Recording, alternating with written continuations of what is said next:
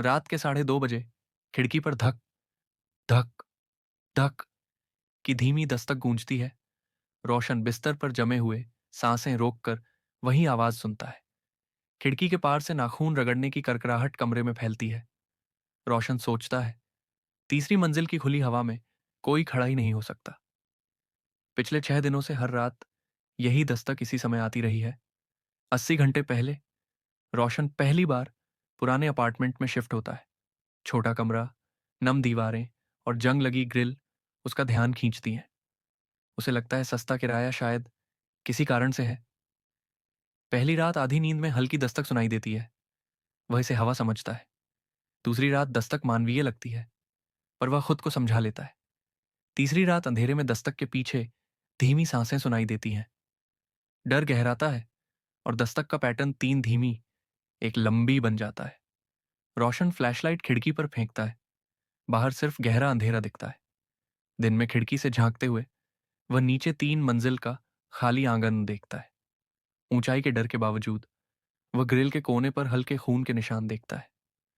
चौथी रात खिड़की हल्की सी अंदर की तरफ धकेली जाती है।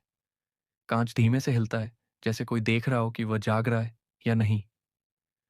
अगले दिन रोशन सब अरमान को बताता है। अरमान सिर्फ एक बात कहता है, खिड़की के पास मत खड़ा हुआ कर।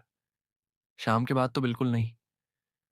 उसकी आंखों में अजीब डर दिखता है, जैसे वह सच जानता हो। पांचवीं रात दस्तक पहले से तेज होती है और कांच में हल्की दरार पड़ जाती है। रोशन कंबल में छिपकर भी खिड़की को घूरता रहता है। दस्तक बंद होने पर बाहर से एक धीमा फुसफुसाहट जैसा कंपन सुनाई देता है। छठी रात। कमरा अजीब तरह से शांत है। दस्तक बिल्कुल नहीं होती। खिड़की के बाहर एक परछाई सरकती है। कांच पर 5 लंबे उंगलियों के निशान उभर कर धीरे धीरे नीचे खिसकते हैं।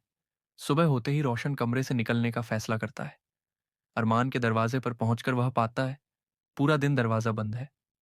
चौकीदार बताता है, इस फ्लोर पर रोशन के अलावा कोई नहीं रहता। अरमान कौन? सुनकर रोशन का खून ठंडा हो जाता है। उसके मन में सवाल गूंजता है, अगर अरमान था ही नहीं तो किसने चेतावनी दी थी?